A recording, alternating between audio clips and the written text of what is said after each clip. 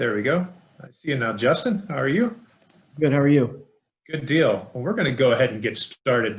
Just a big, exciting day for our sport with the announcement today of the Trackhouse racing team, the number 99 Chevrolet coming into the NASCAR Cup Series. Daniel Suárez being the driver.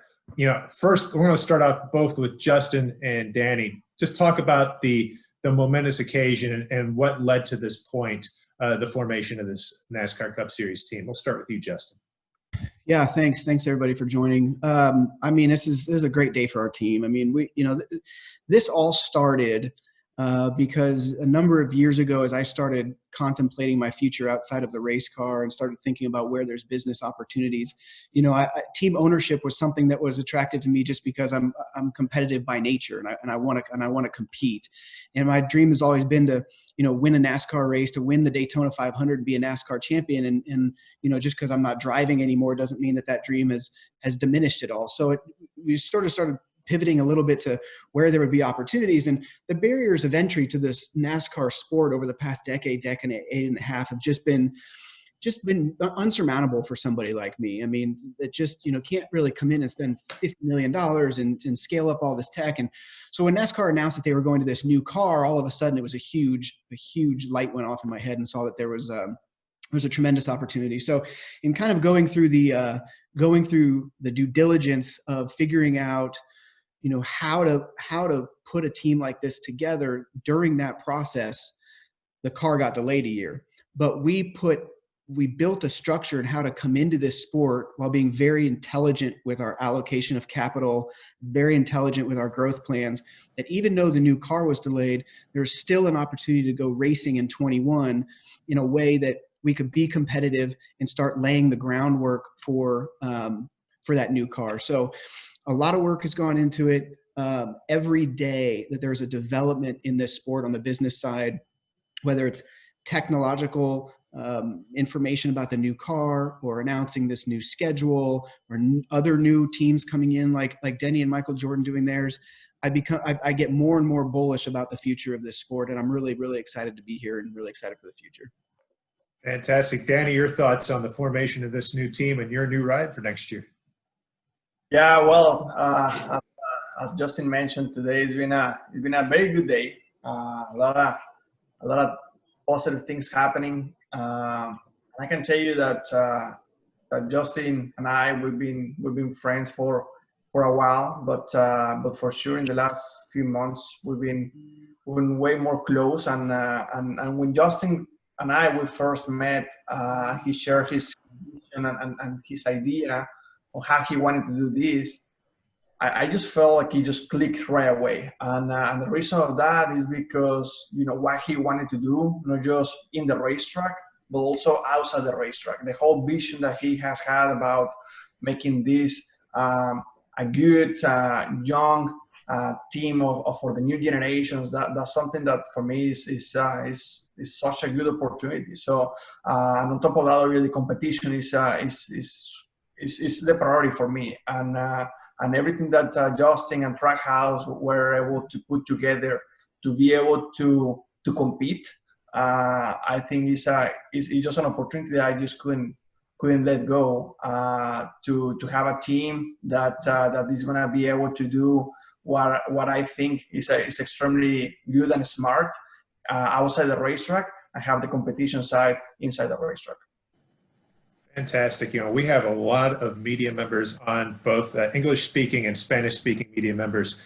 We'll go ahead and take questions. If you have a question for either Justin or Danny, go ahead and raise your hand in the participants queue. Responderemos preguntas en español más tarde, and we will get to you as well. So we'll start with Claire B. Lang. Go ahead with your question, Claire. Okay, this is for Daniel. Congratulations. And what made you, because you've tried to form a team before, but Justin Marks is an idea man. He's going places, and I think anybody who knows him knows that, right? What are your visions for this? Why can this work? Well, maybe for people that don't really know me, and maybe for people that is seeing all this just from the very, very back, maybe they're thinking, okay, what the heck Daniel is doing, starting again with another brand new team. But it's it's a very good opportunity. I have learned a lot in the last few years. I know what it takes to be successful, not just in the racetrack, but as well outside the racetrack. And one of the advantages that Justin has is that he's still a race car driver, and now he's a team owner. So he understands both sides of the coin extremely well, the business side and the competition side. So I feel like that is very hard to beat. And obviously, putting together a good business model for sponsors and to be able to attract people to the racetrack and to the team, to Trackhouse. It just felt right. The vision of Justin, it was extremely close to the vision I have had for a while. So, like I said, since we first met to talk about this project, it just felt good. Just sometimes you just have to trust your gut feeling, and then you just start moving from there. So it just felt good, and I felt that yeah, we are a new team with Trackhouse, but it has a lot of different qualities of experienced people that is going to make us successful, not just in the competition side with a good partnership with RCR, but as well, outside the racetrack, already with Justin, with Ty Norris, which I have a lot of respect, and I feel that he has a lot of experience in the NASCAR industry or racing industry in general, that will make this team a success. And did you talk to other teams, or once you got this vision, this is where you were focused? No, I definitely talked to several teams. I talked to several teams. I have had I had very good offers from other teams and good opportunities from other teams. But I'm the kind of person that I just trust my gut feeling a lot, and I'm extremely fortunate that I have good people behind me, that they help me to make decisions, and they help me to put all the options on the table. And since the very beginning, Justin was something that for me and for the people that advised me, we thought it was something good, and not just for now, but as well for the future. I think it's very important to see that, right? If you look to my career in the last few years, I haven't had consistency, and I feel like consistency in racing is something super important. If you can have consistency, you cannot be successful. And it was very important for me to know that I was gonna have everything I need to be competitive and successful, but not just next year, but as well for what is after that. And I felt like Justin was definitely the person and the team that was able to put the whole package along with everything that the idea that we have had to be able to make it happen. Congratulations, Daniel. Thank you very much. Our next question will come from Jenna Fryer. Go ahead with your question, Jenna. Hey, sorry, I wasn't ready. Justin, my questions are for you. First, some housekeeping. You said you're embedded with RCR. Does that mean that the team will operate out of RCR? Yeah, we'll be up there on their property. Yep. Okay. Will you be independent of them, but working in their shop? We'll be independent. We've got the nature of our alliance is essentially finding, economies of scale and all of the infrastructure. They've got fabrication, things like setup, things like Hawkeye, things like kind of the expensive sort of capital infrastructure and capital assets that these teams utilize. Up at RCR, as you know, is now a 2-car operation, but that's all been built out to be bigger than that. So they've got all these resources up there that are being underutilized, and we're coming in and basically just sharing some costs on that, being plugged in obviously to all their technology and their intellectual property and their processes. But it's our team, it's our people, it's our effort. And then the charter situation. I know you have been trying all summer to get your hands on one. How difficult was it ultimately? And if you could speak to, when Spire got its first charter, they were the only bidders. They were the only people in the game for it. And now it seems there's 7, 8, 9 people trying to get charters. So if you could talk about that and also your own experiences in going through this and trying to get one. That's a deep rabbit hole, and it's probably, I mean, you'd probably write a book on that, because it has to do with a larger picture of the business of the entire sport right now with this television contract and how people are finding ways to go to the racetrack. It was much more difficult for us than I anticipated it being, much more difficult for that very reason, that there are a lot of charter buyers out there. I will say, unfortunately, there is not a lot of charter buyers out there that are trying to build championship caliber race teams over the next few years. So that made things difficult. So, I mean, we aggressively pursued 3 charters. We lost 2 to other bidders. We had an owner change his mind in the 11th hour and decided not to sell us one, which really, really put us in a very, very vulnerable spot. And it was very, very disappointing. And then, like I said, in the 11th hour, I knew a little bit about what Spire was trying to build over there. I know that they've got a long-term vision for growth over there. And I just called him and said, look, I've got a driver, I've got partners, I've got an operational partnership, and I was just kicked to the curb by an owner, and I need some real help. And Spire extended an olive branch, and I worked with Jeff and TJ to find a way to lease their charter for 2021. It gets us on the racetrack. It was great that they were able to do that. We're going right back to the charter buying market when the race season starts next year. Thanks, Justin. Congratulations. Thank you.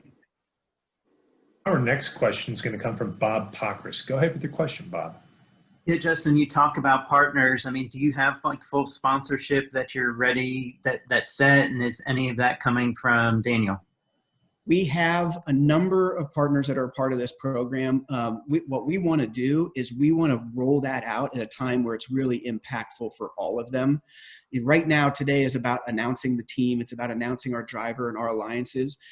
Daniel has some great supporters. I've got some great supporters. We've got conversations going right now with companies that are excited about what we're doing. It's just really at this point a matter of figuring out, who's going to be involved with what inventory, who we're going to be taking to the Daytona 500 on the race car.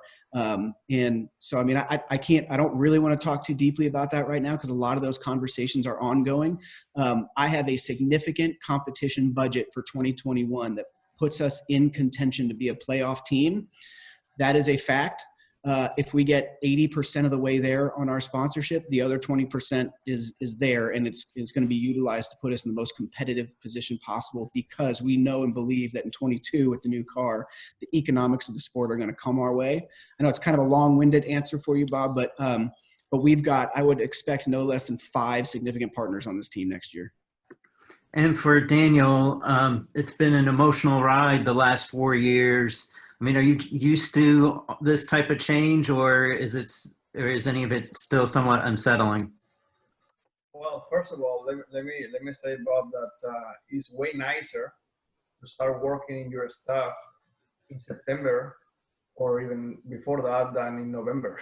So it feels way nicer to do that. But I don't think changing teams every year is something that anyone really wants to do. As I mentioned before, consistency in racing is key. And if you cannot have consistency with your engineers, crew chief, spotter, the whole group, if you cannot have that, it's very impossible to be successful. If you look to all the drivers that are successful today, to Denny Hamlin, to Harvick, to Kyle Busch, to the whole Penske organization, all these people, they have had this group of people working together for a very long time. And unfortunately, I haven't had that since I went to Cup, really.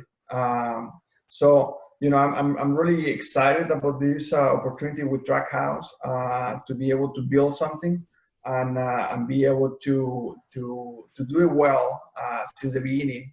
And trying to recruit good people to be able to be successful, not just in the racetrack, but as well outside the racetrack.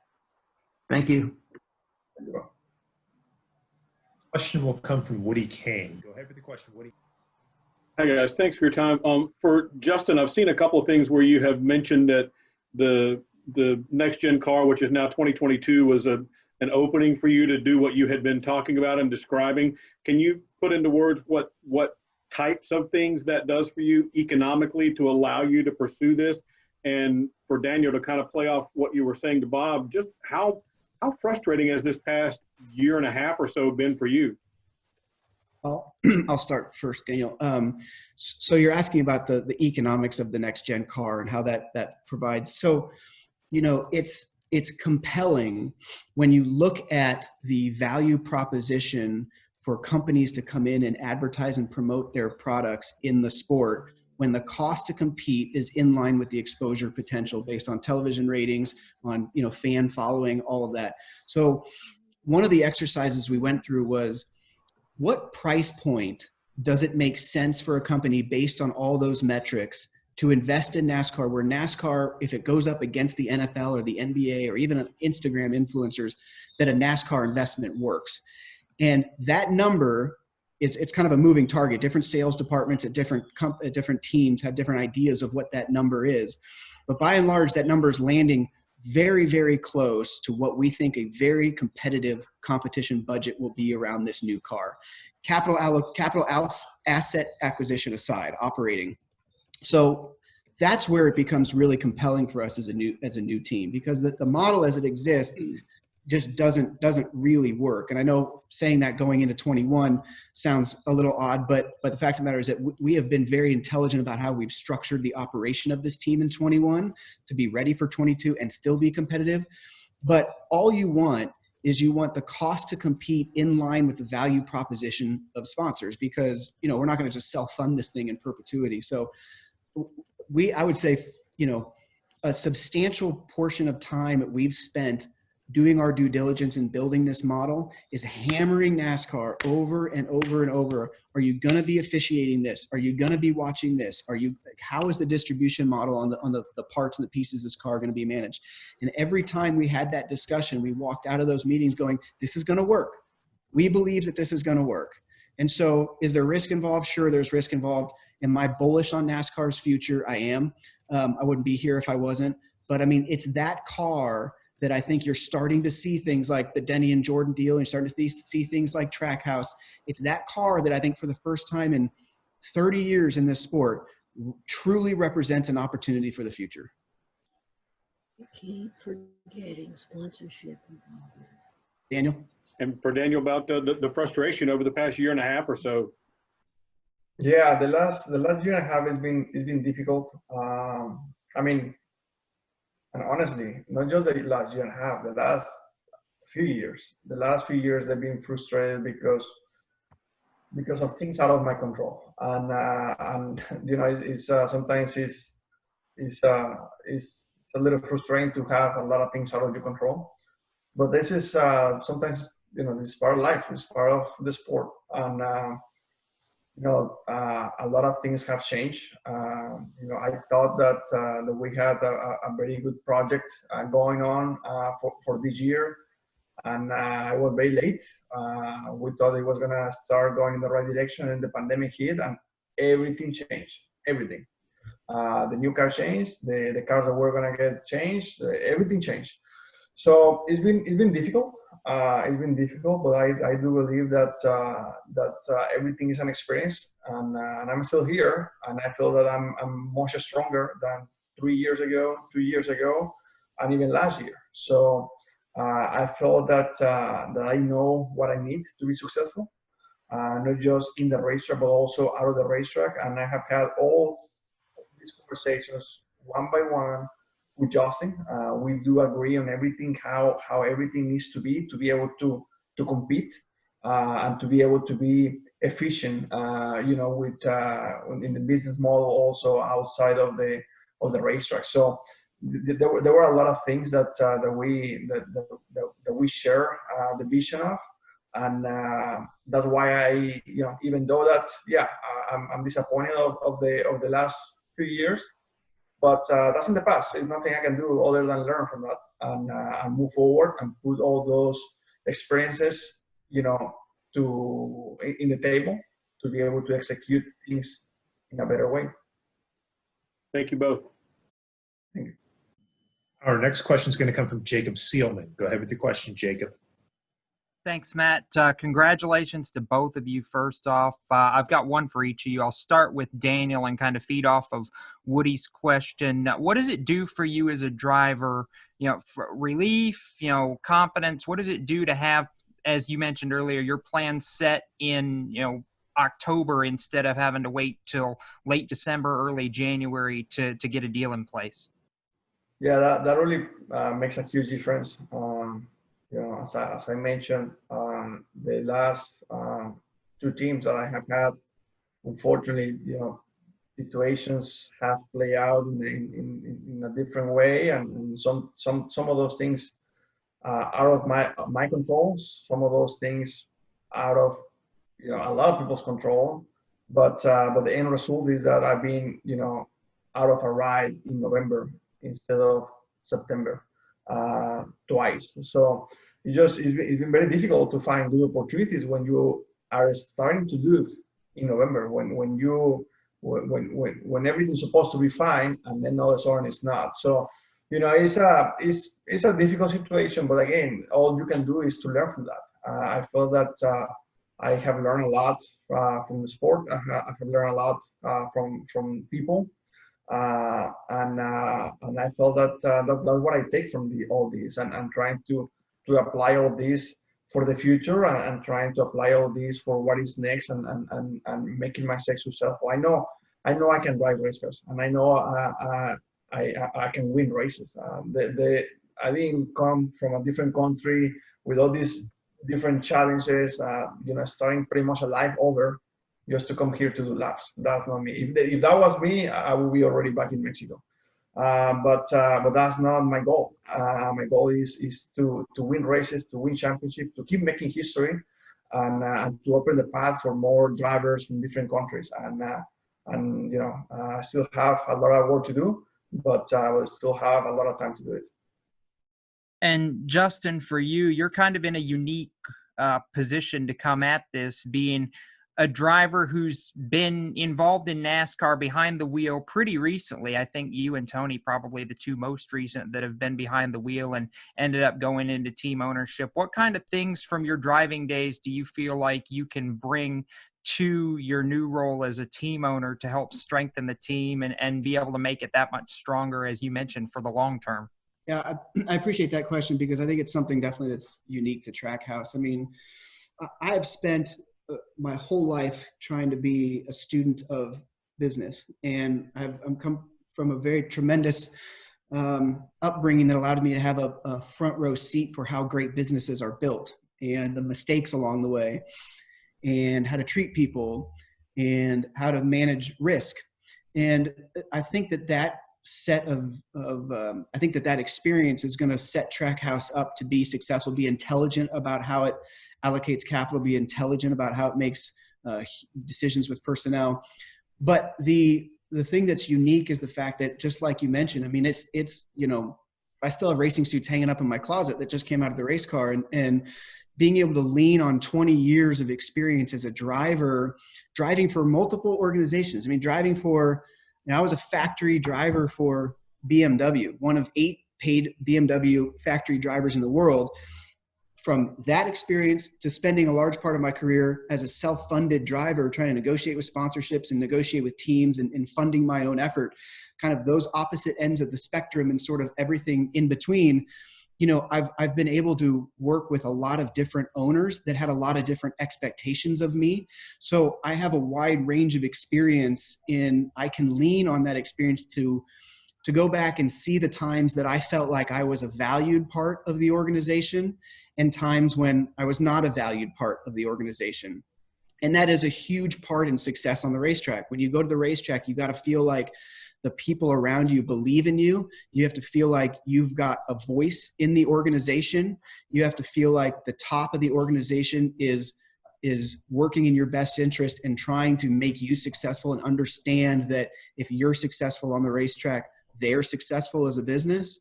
So coming fresh out of that experience, I think that I can have a great working relationship with Daniel. I think that he can fight for what he needs with me candidly, and I can be candid with him about how this business runs. But the good thing is that we are we are both united in one goal. And we said it on a call just a few days ago, winning cures everything. And our goal is to win races. I believe that Daniel can do it behind the wheel of a race car. And I think he believes that I can put the equipment and the people around him to empower him to do that. So I mean, I think it is a unique situation. And I like the fact that it's just me and him just getting started, that Trackhouse is that he's the only driver, and that I'll wake up every morning of every day trying to figure out what I need to give him the confidence going into a race weekend and the equipment to close the deal on the last lap. Really appreciate the time from both of you. Thanks, guys. We are going to go to a follow-up from Jenna Fryer. Go ahead with your question, Jenna. Hey, Justin, I was interested in the commitment you want to make to America's minority communities. Can you expand on that and what you have planned? Thank you. In sort of taking a deep look at what corporate America looks like right now, it's apparent that corporations and companies are increasingly becoming committed to being stewards of the community. And I think a race team is no different. I mean, we love racing. We like to have fun. We like to go to the racetrack. We got to create value for our partners. But I mean, we also, when I say we, I say Trackhouse, it's important to Trackhouse's DNA to feel like we're doing something for the greater good and we're giving back as well. Because it's like not real life that we get to do what we do. So it's important to leave a mark. So with that being said, I have forever thought that NASCAR and motorsports in general can be a great platform to promote the STEM disciplines. And, if you look at the STEM statistics, they're the highest paying jobs in America. They're some of the most quickly created jobs in America. And we have a huge population of underrepresented minority youth in America right now that feel like they don't have the same opportunities as everybody else. So where Trackhouse's opportunity is using our team and using the sport of NASCAR to create an educational experience for these young people, to give them some hope and to educate them on what their opportunities are for life beyond high school. So with that being said, my family foundation has allocated a significant amount of capital to start building out a STEM-based program that utilizes all the assets in NASCAR. We're going to work with our partners on the assets that they have that they would contribute, about maybe certain geographical areas that are important to them to work in, because as you know, we can go into any community in America with something like this and make a difference. And so what we want to do is we want to build this program out and scale it over time. So eventually we have a mobile experiential STEM education unit that goes on the road from Daytona every week, every market until the last race of the year, and through the winter too. And so that's the end goal. I think in 2021, you'll see this Trackhouse STEM initiative working significantly in a couple of markets. My goal is to run a few thousand kids through this program next year. And I think that we have the support of our partners, not just on the race car, but with other teams, with the sport OEMs, racetracks. And then we've got the capital to be able to build that out to do that. So I'm really excited about that, because I think it's going to differentiate ourselves, and it's going to, for everybody involved in Trackhouse, it's going to also be an opportunity to identify promising candidates for their team. So, I think there's a lot of good things to come out of it, and it's something that we're really excited about diving into.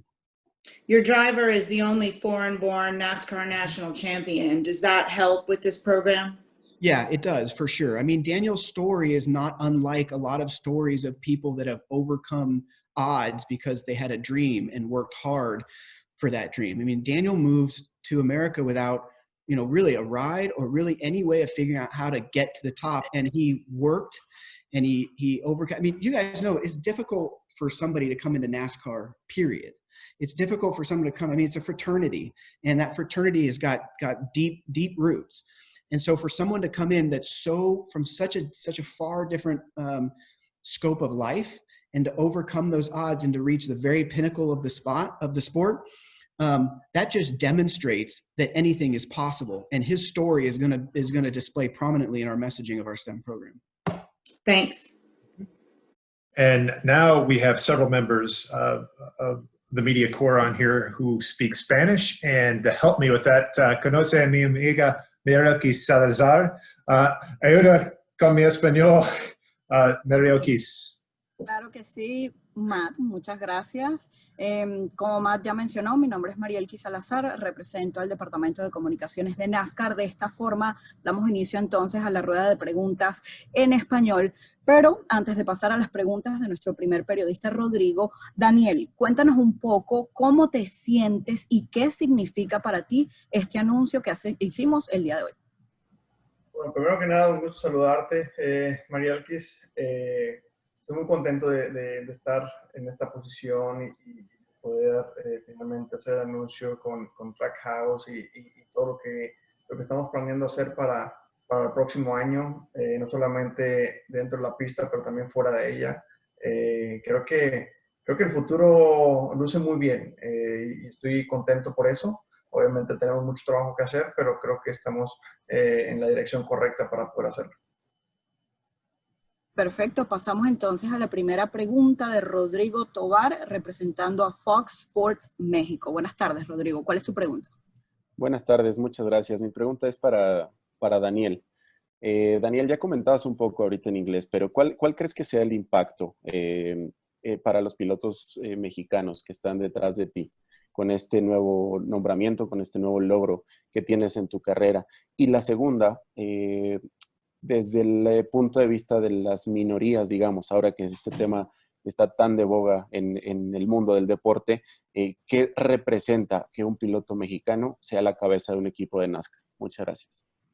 Pues bueno, primero que nada, saludarte, Rodrigo. Como ya lo mencionaba Justin, es difícil llegar a la máxima categoría de NASCAR y ser exitoso y tratar de hacer todo lo posible por hacer historia, ganar carreras, ser constante y tratar de seguir creciendo.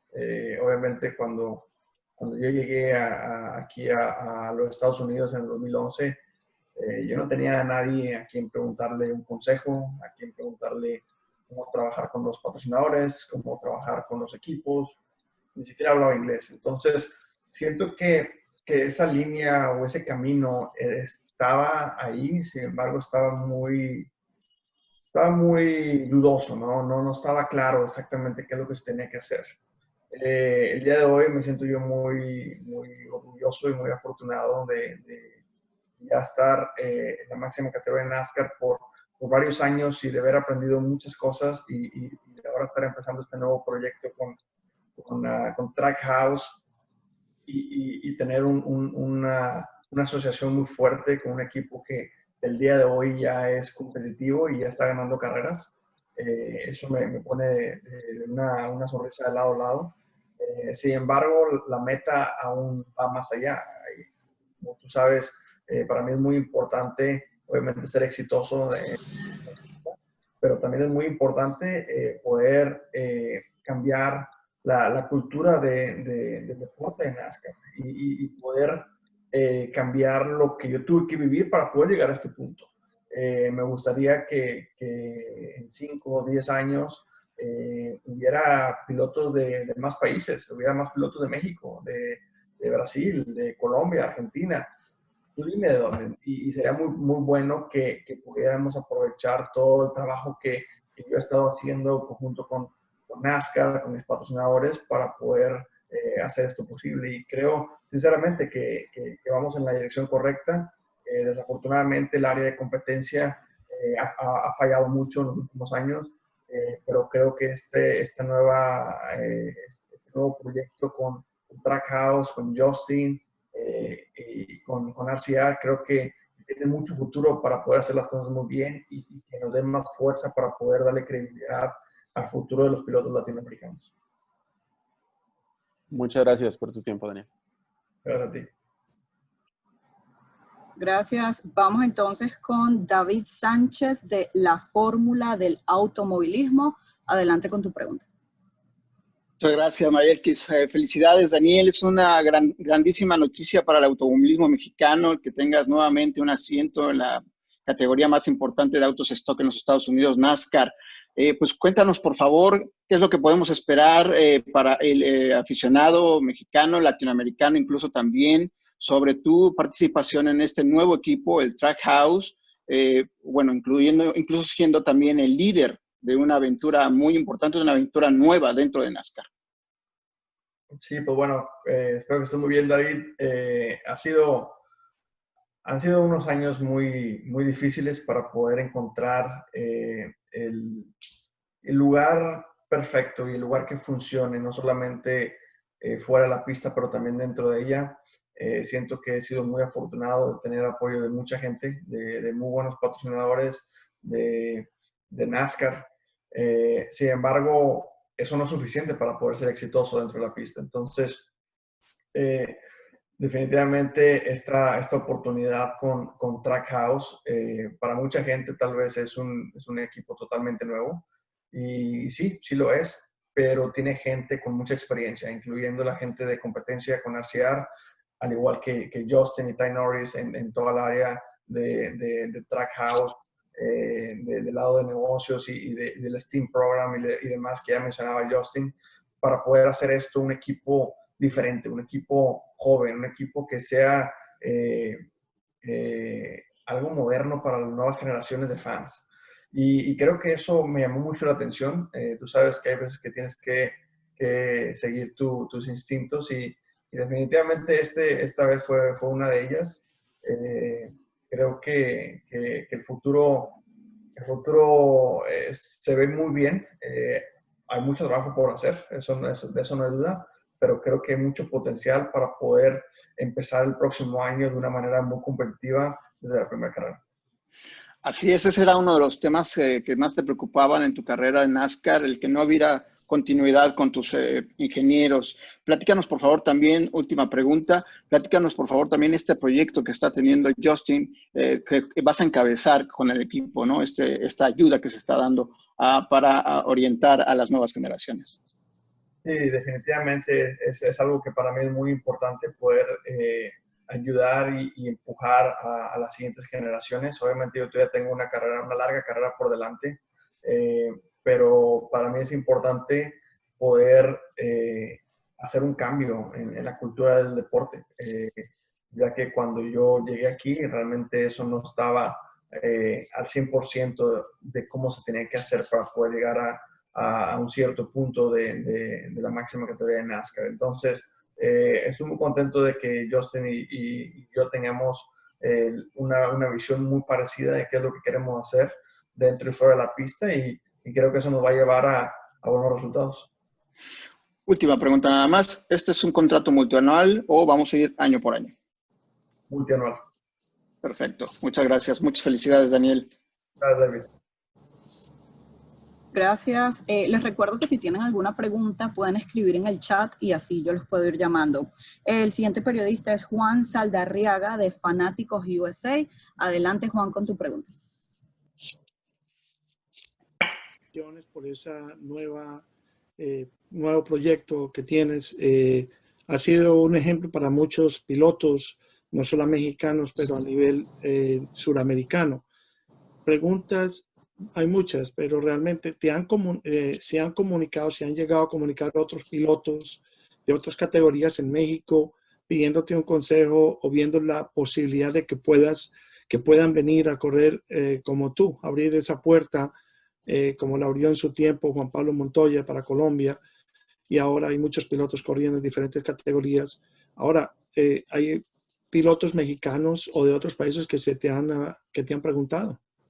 Definitivamente. De hecho, actualmente estoy en pláticas con varios de ellos que quieren empezar a correr aquí o quieren ir al programa de diversidad de NASCAR o quieren saber cómo funcionan las cosas. Todo ese tipo de cosas que hay veces que si no tienes a una persona al cual hacer todas estas preguntas, llegas y cometes muchos errores. Y definitivamente de esos errores aprenden, pero toma tiempo, dinero, patrocinadores y demás. Entonces, es un proceso. Yo tuve que aprender de la manera más difícil, pero también eso me ayudó a formar la persona que soy el día de hoy. no hubiera cometido todos esos errores, no sería el Daniel Suárez que soy el día de hoy.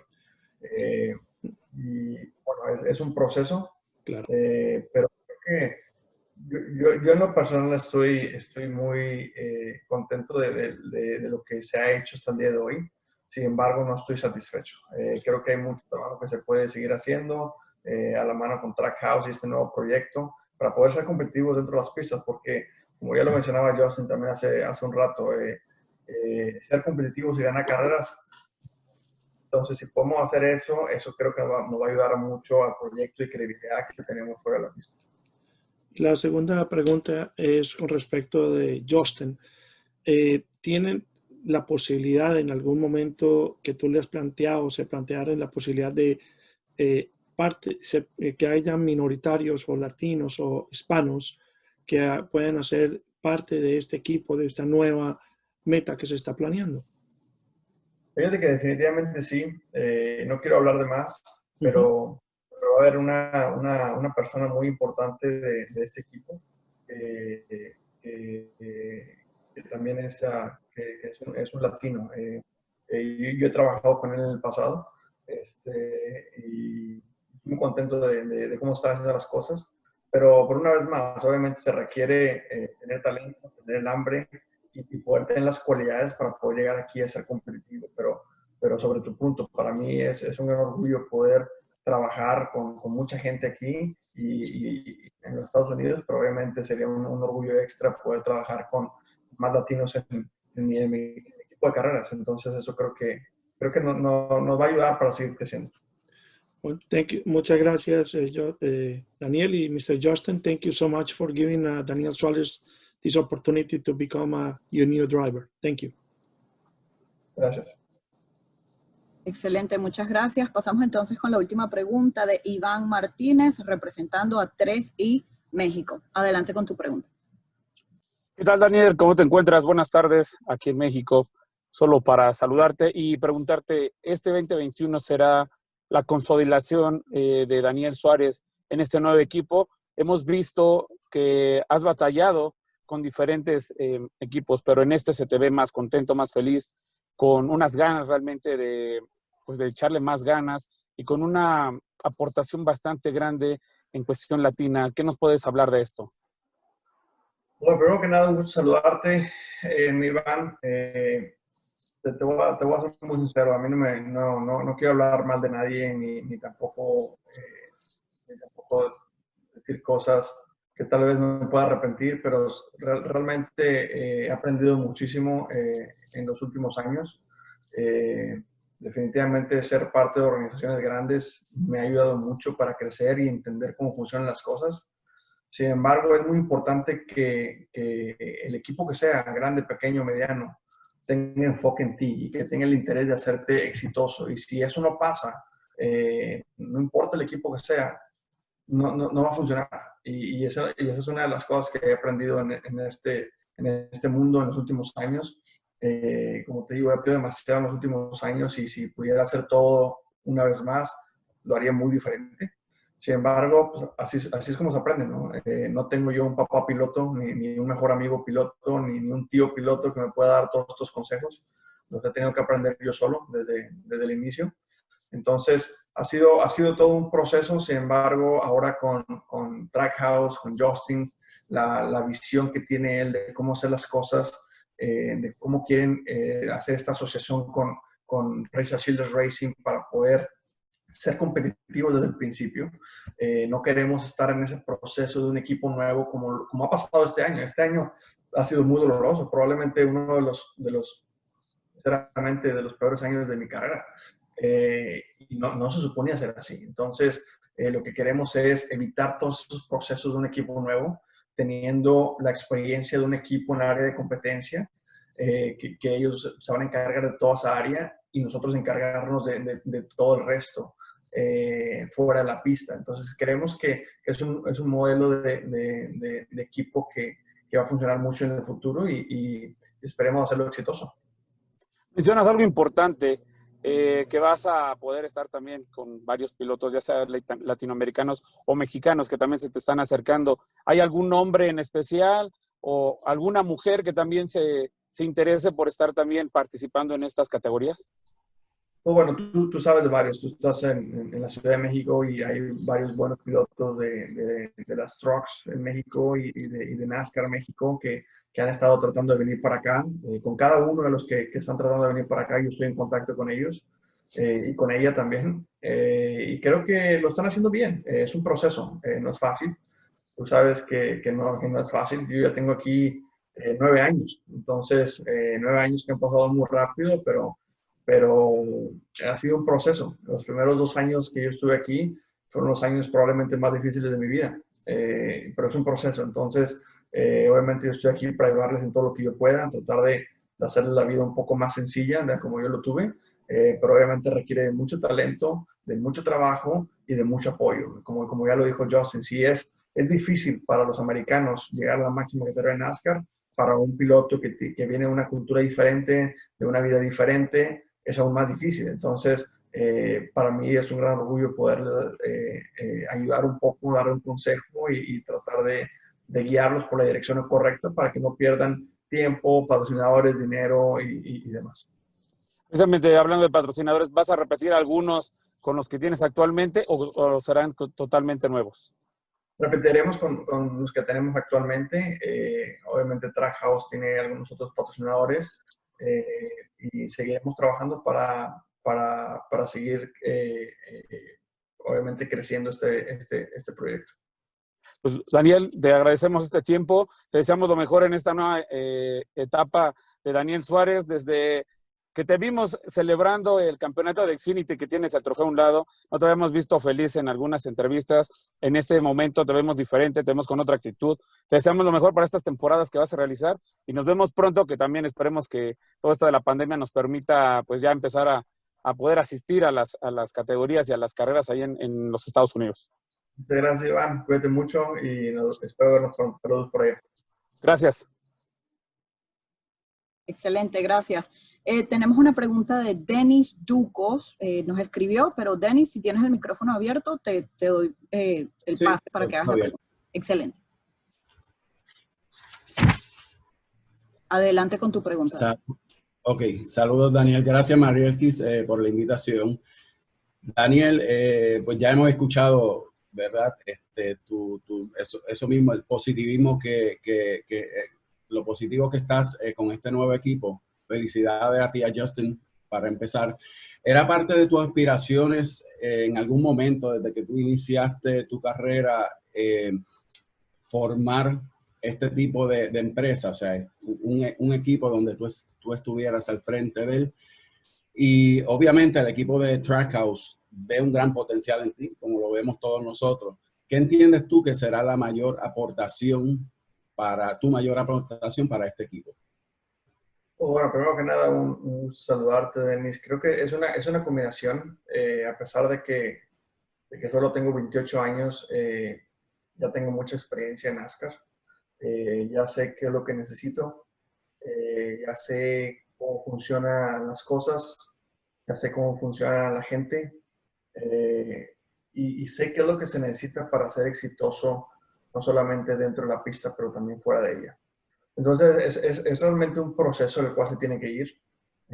Justin Marks también sabe cómo funciona esto, sabe que es un proceso ha tenido todas esas experiencias. Es un piloto que ha estado en este mundo por más de 20 años y ahora está del lado como dueño de equipo, pero también entiende cómo funciona el modelo de negocio de todo el mundo de las carreras. Entonces, creo que podemos hacer muy buena combinación.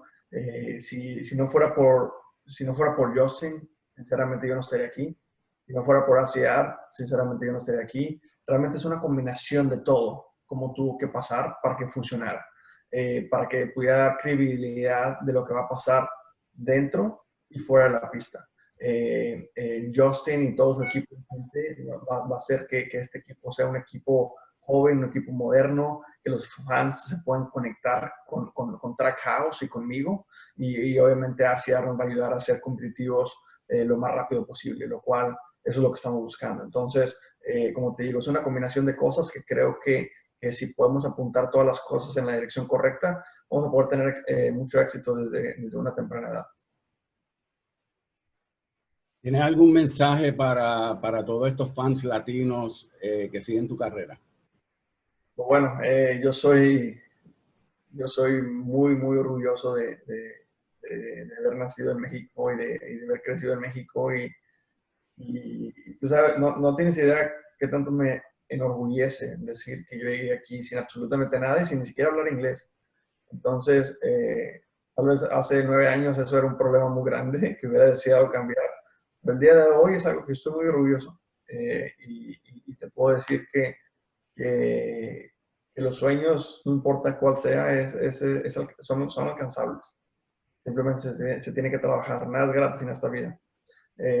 Pero me siento muy orgulloso de ser esa cara de NASCAR para todos los latinos y de poder representarlos a todos y cada uno de ellos. Y al igual, los que quieran ser parte de este mundo de NASCAR, porque no solamente tienen que ser pilotos. Hablamos de pit crews, ingenieros, crew chiefs, mecánicos, de lo que tú digas, que quieran ser parte de este mundo. Realmente creo que soy uno de los pilotos más abiertos para poder tener una conversación y de poder dar algún consejo. Excelente, gracias. Muchas gracias. De esta forma concluye la parte en español, las entrevistas en español. Les recuerdo que todo este material está disponible en nascarmedia.com, tanto el video como pues el comunicado de prensa. Y si no, ustedes tienen mi email, con mucho gusto me contactan y yo les puedo pasar todo. Matt, that's it for us, so I'm going to send it back to you.